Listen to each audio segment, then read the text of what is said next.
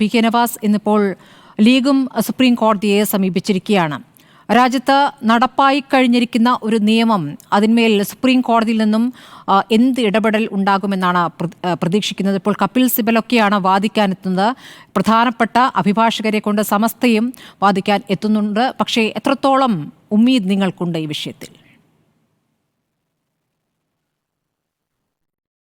തീർച്ചയായും സ്മൃതി, നമ്മൾ നേരത്തെ തന്നെ ചർച്ചയിൽ പലതവണ ഉന്നയിച്ചൊരു കാര്യമാണ്. രാജ്യത്ത് പൗരത്വം ചോദ്യം ചെയ്തുകൊണ്ട് ഒരു നിലപാട്, അതിനെതിരെ നിയമം പാസ്സാക്കിക്കൊണ്ട് ഇതുപോലെ തന്നെ ഇതിനേക്കാൾ ഭൂരിപക്ഷത്തിൽ BJP ഗവൺമെൻറ് മുന്നോട്ട് പോയിരുന്നു. ആ സമയത്ത് മുസ്ലിം ലീഗ് എടുത്ത ഒരു നിലപാടെന്ന് പറയുന്നത് ഞങ്ങളിതിനെ രാജ്യത്തിന് നീതിപീഠത്തിന് മുമ്പിൽ ചോദ്യം ചെയ്യപ്പെടും എന്നതാണ്. അങ്ങനെ ഞങ്ങളെടുത്ത നിലപാടിൻ്റെ ഭാഗമായാണ് കഴിഞ്ഞ 4-5 വർഷക്കാലമായി അതുമായി ബന്ധപ്പെട്ട നിയമവ്യവഹാരങ്ങൾക്ക് ആ നിയമം വിധേയമായിക്കൊണ്ടിരിക്കുന്നുവെന്നത്. സമാനമായ രൂപത്തിൽ ഞങ്ങൾ തുടക്കം മുതലേ പറയുന്നുണ്ട്. ഞങ്ങൾ മാത്രമല്ല, ഇന്ത്യ മുന്നണിയിലെ രാജ്യത്തെ ജനാധിപത്യ രാഷ്ട്രീയ പാർട്ടികളൊക്കെ പറയുന്ന ഒരു കാര്യമുണ്ട്.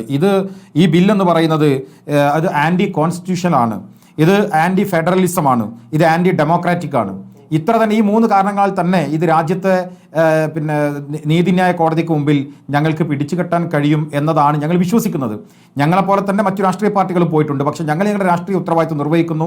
അതുമായി ബന്ധപ്പെട്ടുകൊണ്ട് ഞങ്ങൾ ഇന്ന് ബഹുമാനപ്പെട്ട PK കുഞ്ഞാലിക്കുട്ടി സാഹിബിൻ്റെ നേതൃത്വത്തിൽ മുസ്ലിം ലീഗിൻ്റെ പാർലമെൻറ്റ് അംഗങ്ങളുടെ നേതൃത്വത്തിൽ ഞങ്ങൾ പുതിയ മൂവ്മെൻറ്റ് നടത്തുന്നു.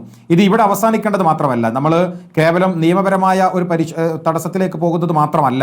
ഞങ്ങൾക്ക് വലിയ സന്തോഷമുള്ളത് ഇതിൽ ഈ ബില്ല് പാസ്സാക്കിയത് ഏറെ വേദനയുള്ള കാര്യമാണെങ്കിൽ പോലും കഴിഞ്ഞ ദിവസം രാജ്യത്തിൻ്റെ പാർലമെൻറ്റിൽ നമ്മളെല്ലാവരും കണ്ട മനോഹരമായൊരു ചിത്രമുണ്ട്.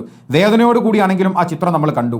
ഈ പാർലമെൻറ്റിൽ ഈ ചർച്ച ആരംഭിച്ച കോൺഗ്രസിൻ്റെ നേതാവ് ഗൗരവ് ഗൊഗോയ് അദ്ദേഹം ആരംഭിക്കുമ്പോൾ തന്നെ പറഞ്ഞൊരു വാചകമുണ്ട്: നിങ്ങൾ ദയാഹർജിയുമായി രാജ്യത്തെ ബ്രിട്ടീഷുകാരൻ്റെ പിന്നാലെ നടക്കുമ്പോൾ ഈ സമുദായം ആ ബ്രിട്ടീഷുകാരനെതിരെയുള്ള പോരാട്ടത്തിലായിരുന്നു എന്ന് പറഞ്ഞുകൊണ്ട് ഗൗരവ് ഗൊഗോയ് നിർവഹിച്ച ഒരു ദൗത്യമുണ്ട്.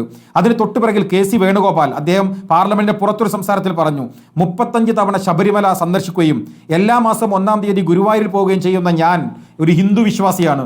ഞാൻ ഈ രാജ്യത്തെ മുസ്ലിങ്ങൾക്കെതിരാണ് ഈ ബില്ല് എന്നതുകൊണ്ട് അതിശക്തമായി ഞങ്ങൾ ഇതിനെ എതിർക്കുന്നു. ഇത് ജനാധിപത്യ വിരുദ്ധമാണ്, ഇത് രാജ്യത്തെ ന്യൂനപക്ഷ വിരുദ്ധമാണ് എന്ന് പറഞ്ഞു. അതുമാത്രമല്ല, പഞ്ചാബിൽ നിന്നുള്ള അമരീന്ദർ സിംഗ് അദ്ദേഹത്തിന്റെ പ്രസംഗവും ഏറ്റവും മനോഹരമായ ജനാധിപത്യ വിശ്വാസികൾ വലിയ പ്രതീക്ഷ നൽകുന്നതായിരുന്നു. അദ്ദേഹം പറഞ്ഞ വാചകമുണ്ട്: ഞാനൊരു സിഖ് മതക്കാരനാണ്, ഇത് ഈ വഖഫ് എന്ന് പറയുന്ന മുസ്ലിം വിശ്വാസവുമായി ബന്ധപ്പെട്ടതാണ്, പക്ഷെ നാളെ ന്യൂനപക്ഷമായ ഞങ്ങളുടെ മതത്തിലേക്കും അത് കടന്നു വന്നേക്കാം എന്ന് പറഞ്ഞുകൊണ്ടാണ് അമരീന്ദർ സിംഗ് തന്റെ പ്രസംഗം അവസാനിപ്പിച്ചത്. ഹൈബി ഈഡൻ മനോഹരമായി, നമ്മുടെ കേരളത്തിൽ നിന്നുള്ള MP, അദ്ദേഹം പറഞ്ഞു, ഇവിടെ കേരളത്തിൽ സമരമിരിക്കുന്ന നമ്മുടെ സഹപ്രവർത്തകരെ കൂടി കോട്ട് ചെയ്തുകൊണ്ട് അദ്ദേഹം പറഞ്ഞു, ഞാൻ അവരുടെ സമുദായത്തിൽപ്പെട്ട ആളാണ്, അവരുടെ വിഭാഗത്തിൽപ്പെട്ട ആളാണ്, പക്ഷേ ഈ ബില്ലിനെ ഞാൻ എതിർക്കുന്നു, ഇത് ന്യൂനപക്ഷ വിരുദ്ധമാണ്, ജനാധിപത്യ വിരുദ്ധമാണ് എന്ന് പറയാൻ വേണ്ടി കഴിഞ്ഞു. മഹുവ മൈത്രയുടെ പ്രസംഗം നമ്മൾ കേട്ടു. അഖിലേഷ് യാദവ് അദ്ദേഹം പറഞ്ഞു, ഭൂമി കച്ചവടമാണ് വഖഫ് എന്ന് പറഞ്ഞു. എന്ന് വെച്ചാൽ CPM-ന്റെ പ്രതിനിധികൾ പാർട്ടി കോൺഗ്രസ് നടക്കുമ്പോൾ പാർട്ടി കോൺഗ്രസിൽ പങ്കെടുക്കാതെ അവർ തിരിച്ചു വന്ന് ഈ ചർച്ചയിൽ പങ്കെടുക്കാൻ വേണ്ടി തീരുമാനിക്കുന്നു. അങ്ങനെ എല്ലാ അർത്ഥത്തിലും രാജ്യത്തെ പ്രതിപക്ഷ കക്ഷികൾ ഒരുമിച്ച് നിന്ന് ഇതിനെ എതിർക്കുന്ന മനോഹരമായ കാഴ്ചയുണ്ടായി. നമുക്കറിയാം, തലേ ദിവസം വരെ എന്തായിരിക്കുമെന്ന ഒരു അനിശ്ചിതാവസ്ഥ ഇന്ത്യയിൽ എല്ലാവർക്കും ഉണ്ടായിരുന്നു. അവിടെയാണ് ശ്രീമാൻ രാഹുൽ ഗാന്ധിയുടെ നേതൃത്വത്തിൽ ഇന്ത്യ മുന്നണിയുടെ വിശാലമായ ഒരു യോഗം വിളിച്ച് എല്ലാവരെയും ഒരുമിച്ച് നിർത്താൻ രാഹുലിന്റെ നേതൃത്വത്തിൽ ഈ രാജ്യത്ത് ഇന്ത്യ മുന്നണിക്ക് സാധ്യമായി. രാവിലെ കോൺഗ്രസിനകത്തുള്ള MP-മാരെ മുഴുവൻ വിളിച്ച് ആര് സംസാരിക്കണം, ഞാൻ കോൺഗ്രസിന്റെ ആ പാറ്റേൺ പോലും മനോഹരമായ സൗന്ദര്യമുള്ളൊരു പാറ്റേൺ ആണ്. അവരിൽ നിന്ന് സംസാരിച്ച ആളുകൾ നമുക്കറിയാം, വിവിധ മതവിഭാഗത്തിൽപ്പെട്ട ആളുകൾ, അവർ കൈകാര്യം ചെയ്ത രീതികൾ, അങ്ങനെ എല്ലാ അർത്ഥത്തിലും ഇന്ത്യൻ ജനാധിപത്യത്തിന് പ്രതീക്ഷ നൽകുന്ന രൂപത്തിലേക്ക് ഇന്ത്യയുടെ പാർലമെന്റിലെ പ്രതിപക്ഷം ഒരുമിച്ചിരുന്ന് ഒരു മുന്നേറ്റം നടത്തിയത്. 287 നമ്പറിനെതിരെ 232 കൊണ്ടു നിർത്തി. അത് നമുക്കറിയാലോ, ഈ രാജ്യത്ത് പാർലമെന്റിനകത്ത് ബില്ല് കൊണ്ടുവരുന്നത് 24 മണിക്കൂർ മുമ്പാണല്ലോ ഈ ബില്ല് വരുന്നുവെന്ന് പ്രിയങ്ക ഈ പറയുന്ന പ്രതിപക്ഷ MP-മാർക്കുള്ള നോട്ടീസ് കിട്ടുന്നത്, MP-മാർ അറിയുന്നത്. സ്വാഭാവികമായി പ്രിയങ്ക ഗാന്ധി നാട്ടിലുണ്ടായിരുന്നില്ല. അങ്ങനെ ചില ചർച്ചകൾ, ചില സൈബർ ഹാൻഡിലുകൾ കൊണ്ടുവരുന്നുണ്ട്. രാഹുൽ ഗാന്ധി മിണ്ടിയില്ല, പ്രിയങ്ക ഗാന്ധി ചർച്ചയിൽ പങ്കെടുത്തില്ല. ഞാൻ ചോദിക്കട്ടെ, ജനാധിപത്യ മനസ്സുകൾ ഒരുമിച്ചാണ് ഈ കാര്യത്തിൽ നിന്നിട്ടുള്ളത്. അവിടെ പ്രിയങ്ക ഗാന്ധി ഉണ്ടായോ അല്ലെങ്കിൽ രാഹുൽ ഗാന്ധി സംസാരിച്ചോ എന്നുള്ളതല്ല. കോൺഗ്രസ് എന്ന് പറയുന്ന ഒരു പാർട്ടി എടുത്തൊരു നിലപാടുണ്ട്. ആ നിലപാട് യഥാർത്ഥത്തിൽ വഖഫ് ബില്ലിലെ ഒരു ഉമ്മീദ് തന്നെയാണ്, അതൊരു പ്രതീക്ഷ തന്നെയാണ്. 288-നെതിരെ 232-നെ ഒരുമിച്ച് നിർത്താൻ കോൺഗ്രസ് ഉൾപ്പെടെ ഇന്ത്യ മുന്നിൽ എല്ലാവരും കൂടി എടുത്ത ഒരു ശ്രമം. രാജ്യസഭയിൽ 128-നെതിരെ 95-നെ ഒരുമിച്ച് നിർത്താൻ ഉണ്ടായിട്ടുള്ള വേണ്ടിയിട്ടുള്ള ഒരു വലിയ ശ്രമം, അതൊരു ഉമ്മീദാണ്, അതൊരു പ്രതീക്ഷയാണ്. നമ്മൾ ഓർക്കേണ്ടത് 28 അംഗങ്ങളുടെ വ്യത്യാസമാണ് ഈ ബില്ലുമായി ബന്ധപ്പെട്ട് ലോകസഭയിൽ ഉണ്ടായത്. 16-17 അംഗങ്ങളുടെ വ്യത്യാസമാണ് രാജ്യസഭയിൽ ഉണ്ടായത്. എന്ന് വെച്ചാൽ കഴിഞ്ഞ കാലങ്ങളിൽ പൗരത്വ ഭേദഗതി ബില്ല് പാസ്സാക്കപ്പെടുമ്പോൾ എത്രമേൽ ഭീകരമായ ഭൂരിപക്ഷത്തിലാണ് ഈ BJP അതിനെ കൊണ്ടുപോയിരുന്നത്.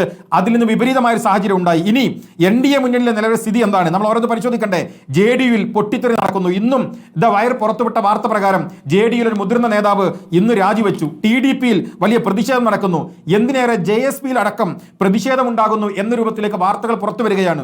എന്ന് വെച്ചാൽ ഒരു ഭാഗത്ത് ജനാധിപത്യ ചേരി ഈ വഖഫ് ബില്ലിന്റെ പേരിൽ ഒരുമിച്ച് നിൽക്കുകയും അത് വളരെ സ്ഥായിയായ ഒരുമിച്ച് നിന്നുകൊണ്ട് പോരാട്ടം നയിക്കാൻ തയ്യാറാവുകയും ചെയ്യുമ്പോൾ NDA മുന്നണിക്കകത്ത് JDU-ലും TDP-യും ഒക്കെ വ്യത്യസ്തമായ പൊട്ടിത്തെറികൾ ഉണ്ടാവുകയും JSP ഉൾപ്പെടെ വിഭിന്ന അഭിപ്രായം അതിനകത്ത് ഉണ്ടാവുകയും പ്രതിസന്ധി നേരിടുകയും ചെയ്യുന്ന ഒരു ഘട്ടത്തിലേക്ക് എത്തിവരുന്നു എന്നത് യഥാർത്ഥത്തിൽ വലിയ പ്രതീക്ഷയാണ്. ഇത് ഒരു പക്ഷേ BJP-ക്കെതിരെയുള്ള ഇന്ത്യ മുന്നണിയുടെ ഒരു വലിയ മുന്നേറ്റത്തിന്റെ തുടക്കമായി. BJPക്ക് ഇനി എത്ര കാലം ഇങ്ങനെ മുന്നോട്ട് പോകാൻ കഴിയും എന്ന ഒരു വലിയ ചോദ്യം ഉന്നയിക്കുന്ന രൂപത്തിലേക്കുള്ള ഒരു കാര്യം കൂടി, വർഷം പൂർത്തീകരിക്കാൻ കഴിയുമോ എന്ന ചോദ്യം പോലും ഉന്നയിക്കാൻ കഴിയുന്ന രൂപത്തിലേക്ക് പ്രതിപക്ഷത്തിന്റെ ഐക്യവും ഭരണപക്ഷത്തിന്റെ ചിത്രതയും കാണാൻ ഇതിലൂടെ സാധ്യമായി എന്നതാണ് ഇതിൽ ഏറ്റവും വലിയ ഉമ്മീദ് എന്ന് തന്നെയാണ് ഞങ്ങളുടെ പക്ഷം.